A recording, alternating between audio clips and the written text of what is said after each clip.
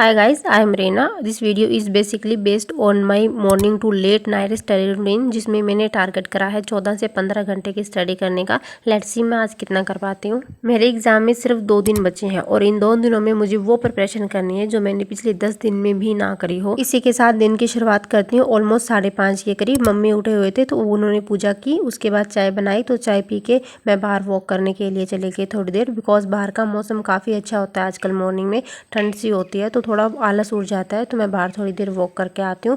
And उसके बाद मैं आ गई थी अपने टेबल पे पढ़ने के लिए। और मेरा टेबल हमेशा ऐसा ही बिखरा रहता है बिकॉज रात को सोते टाइम इतनी हिम्मत नहीं होती है कि इस सारे सामान को समेट के सोऊं, बस मैं डायरेक्ट चली जाती हूँ सोने के लिए। एंड उसके बाद पूरे क्लीन अप की, फिर उसके बाद मैं बैठी थी अपनी टू डू लिस्ट बनाने।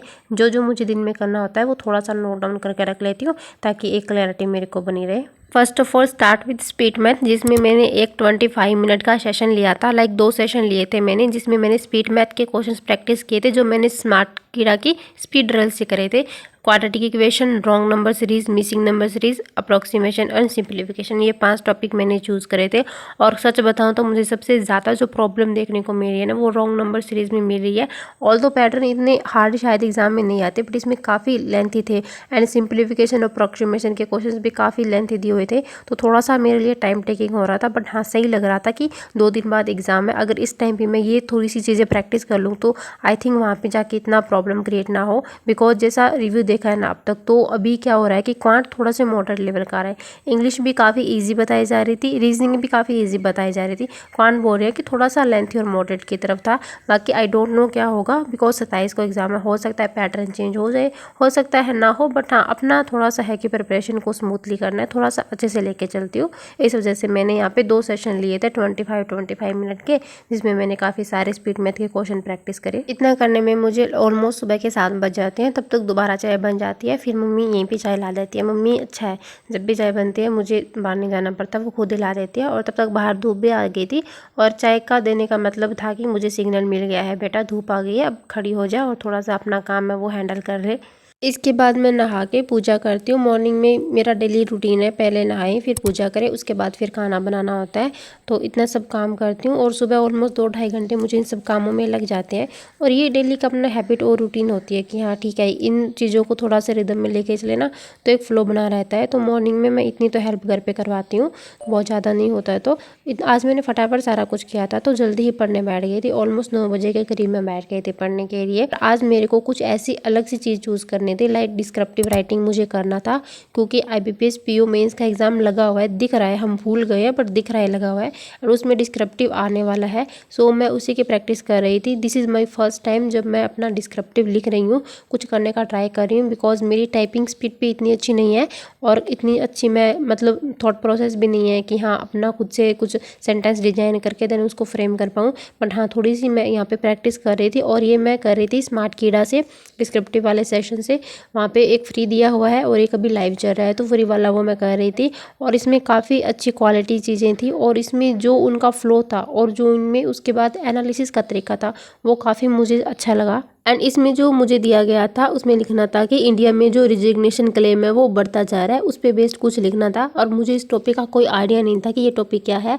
और इसमें जो उन्होंने स्टेटमेंट दिया था ना 3-4 बार, तो मैंने उसी को पेस्ट कर दिया। 250 वर्ड का बोला था बट मैं नहीं लिख पाई 250 वर्ड, ऑलमोस्ट 170-180 वर्ड तक ही मैं इसको कर पाई थी। और मुझे नहीं समझ में आ रहा था कि क्या हो रहा है क्या नहीं हो रहा है, बिकॉज इतनी ज़्यादा मेरी टाइपिंग स्पीड भी नहीं है और ना इतनी अंडरस्टैंडिंग है कि चीज़ों को खुद से मैं अरेंज कर पाऊँ। सो जो आ रहा था दिमाग में वो लिख रही थी। बट हाँ, ऐसा था कि ठीक है, अभी एक हैबिट हो जाएगी, धीरे धीरे तो सीख जाएंगे। और फ़ोन में तो अंगूठे से टाइपिंग करने की आदत है, और यहाँ पे पूरे हाथ से टाइपिंग करना, वो भी दोनों हाथ से एक साथ, तो वो मेरे लिए थोड़ा सा पॉसिबल नहीं था। बट इसमें मुझे फीचर काफ़ी अच्छा लगा स्मार्ट कीड़ा का। लाइक हमें इसमें क्या क्या चीज़ें प्रोवाइड की गई थी। एक तो स्पेलिंग एक्यूरेसी, हमने कौन सी स्पेलिंग मैंने गलत करी थी। दूसरा, जो मैंने ग्रामर में मिस्टेक करी थी वो उन्होंने आइडेंटिफाई कर दी थी, आपने यहाँ पे मिस्टेक करी है। एंड तीसरा, अगर मेरा सेंटेंस का स्ट्रक्चर गलत था तो वो हाईलाइट हो गया था वहाँ पे कि आपने यहाँ पे स्ट्रक्चर गलत करा है। मैंने कोई गलत वोकैब यूज़ करी थी जो वहाँ पे फिट नहीं हो रही थी, तो वहाँ पे उन्होंने वो भी बता दिया था। अगर मैं टोन से बाहर जा रही हूँ, जो हमें स्ट्रक्चर दिए हुए है टोन की, तो वो चीज़ भी यहाँ पे शो हो गई थी, आपने यहाँ पे ये चीज़ गलत करी है। लाइक टॉपिक की रिलेवेंसी भी चेक होती है कि आपने सेम उसी टॉपिक को लेके कुछ लिखा है, कुछ अलग ही आप जा रहे हो। एंड बार बार आप किसी चीज़ को रिपीट तो नहीं करें, आपकी जो लिख रहे हो पॉइंट ऑफ व्यू, आप में उसकी कितनी क्लैरिटी है, लाइक हर एक चीज़ इसमें प्रोवाइड की हुई थी। यू कैन सी एंड अगर आप जीरो भी हो ना तो यहाँ के अगर आप सारे एक बार टेस्ट दे लोगे ना डिस्क्रिप्टिव वाले, तो आपको काफ़ी सारी चीज़ें क्लियर हो जाएगी। लाइक आपको कहीं से अदर से पढ़ने की ज़रूरत ही नहीं है। यहाँ पे सब कुछ लिखा हुआ है कि आपको इस फॉर्मेट को इस तरीके से हैंडल करना है। अगर आप पढ़ोगे, सारा कुछ करोगे, तो आपको डेफिनेटली समझ आ जाएगा। और आई विल ट्राई कि इसमें जितने भी है ना वो मैं सारे लगा लूँ। लाइक डेली बेसिस पे एक आधा प्रैक्टिस करती रहूँ ताकि एग्जाम तक मैं काफ़ी अच्छा कर सकती हूँ। एंड बाकी मैं इसका लिंक अपने डिस्क्रिप्शन बॉक्स में आपको दे दूंगी। और यहाँ पर अगर साइड में देखोगे तो एक न्यू ऑप्शन आया डिस्क्रिप्टिव टेस्ट वाला, तो यहाँ से आप देख सकते हो। और अभी एक ऑल इंडिया लाइव फ्री चल रहा है जो सबके लिए फ्री है। मैं बोलूँगी कि आप एक बार जाओ, इसको चेक करो, आप ज़रूर अटैम्प्ट करो इसको। आपका एग्ज़ाम होना हो, आपको ज़रूर इसको करना चाहिए। सो इसकी प्रैक्टिस करने के बाद में मैंने थोड़ा सा ब्रेक लिया था 5 मिनट का, और उसके बाद फिर मैंने इंग्लिश की स्टार्ट की थी मैराथन, जो मैं वरुण सर से कर रही हूँ। इसमें मेरे 2 मॉक टेस्ट जिन्होंने करवाए थे ना, चौथा और 5वां, वो एक साथ कंबाइंड थे, तो वो वाला मैं कर रही थी। और सच में मतलब ऐसा नहीं था उसमें कि बहुत ही हवा चीज़ें थी, सारी रिपीटेड चीज़ें थी। मतलब जब हम करते हैं ना तो हमें लगता है कि क्लासेस के थ्रू हाँ हमारे लिए इंग्लिश ईजी है, बहुत हार्ड नहीं है। जब वही चीज़ हम मॉक टेस्ट में इम्प्लीमेंट करते हैं ना, वहाँ प्रॉब्लम आती है। सच बताऊँ तो सर सच बोलते हैं, मॉक टेस्ट में हमें जो वोकैबुलरी, जो सेंटेंस दिए होते हैं ना, इतना हार्ड एग्जाम में नहीं आता है। अगर आप पहले अभी जो 2 एग्जाम हुए हैं, आप उनका एग्जैक्ट रिव्यू और पेपर देखो ना, तो बिल्कुल हल्का पेपर आया था।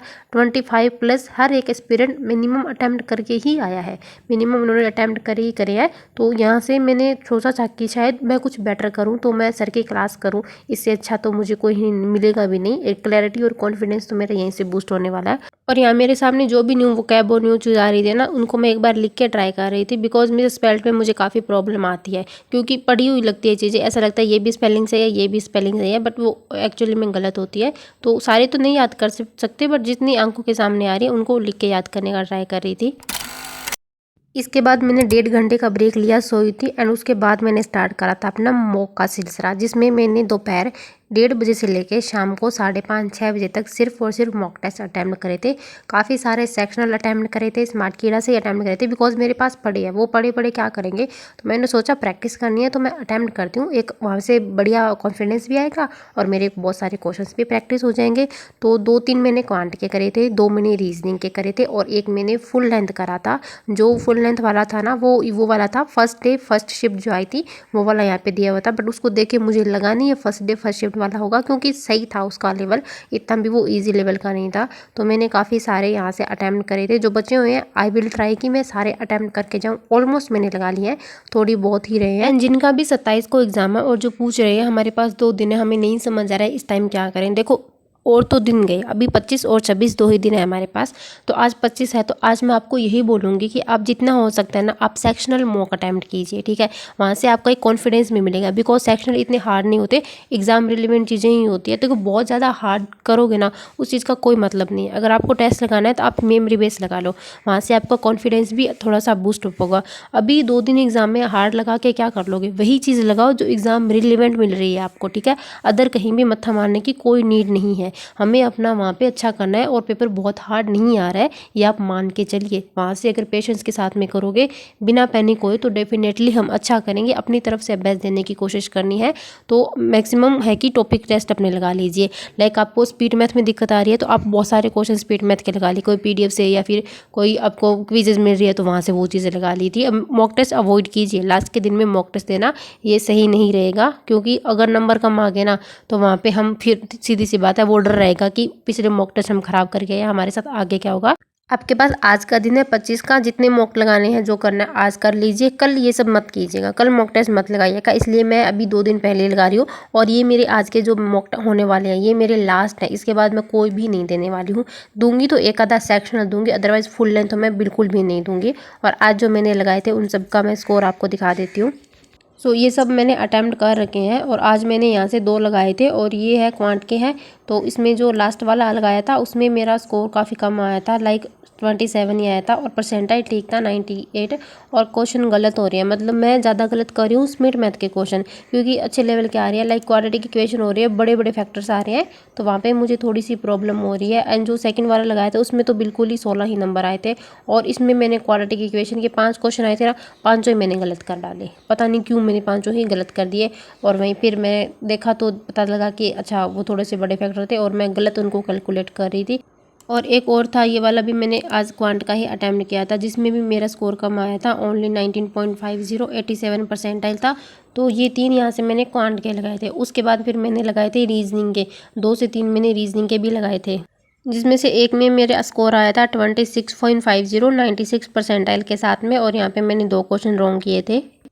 एंड सेकंड वाले में मेरा स्कोर आया था 32.75, जहाँ पे मैंने एक क्वेश्चन स्किप करा था और एक क्वेश्चन मैंने गलत करा था। यहाँ पे मेरा परसेंटाइल था 98.12। और उसके बाद फिर मैंने एक लगाया था SBI कलर का फुल लेंथ वाला, जो फर्स्ट शिफ्ट वाला था। ये काफ़ी ठीक गया था, इसको देख के मुझे लगा था कि हाँ मैंने कुछ ठीक करा है। इसमें 73.50 स्कोर था और परसेंटाइल ठीक था, इसमें 95.51 परसेंटाइल था। और इंग्लिश मेरी काफ़ी सही गई थी इसमें, लाइक इंग्लिश में मैंने ऑलमोस्ट क्वेश्चन अटैम्प्ट करे थे, सिर्फ 2 ही क्वेश्चन स्किप करे थे और उसमें से 6 क्वेश्चन मैंने गलत करे। 20 स्कोर था। क्वांट इसमें काफ़ी ठीक थी, ओनली 22 क्वेश्चन हुए थे क्वांट में, 22 स्कोर आया था मतलब। और रीजनिंग में वही 30.50, तो ओवरऑल 95 परसेंटाइल आया था। तो इतना सब मैंने शाम तक करा था, इनका एनालिसिस वगैरह मैंने साथ साथ में प्रॉपर कर लिया था। तो इतना करने में मुझे शाम के ऑलमोस्ट 6 बज जाते हैं। एंड जिनको भी मेरी रफ शीट देखने की क्यूरियोसिटी होती है ना, काफ़ी बोलते हैं दीदी आप अपनी रफ शीट भी दिखाओ। वैसे तो मैं हमेशा ही दिखाती हूँ, बट ये मेरी शीट्स है कुछ जो मैंने करी थी, और भी थी 4-5 और थी जो अंदर रखी हुई थी, तो वो बाहर जो पड़ी थी वो सारी ये थी, आप देख सकते हो।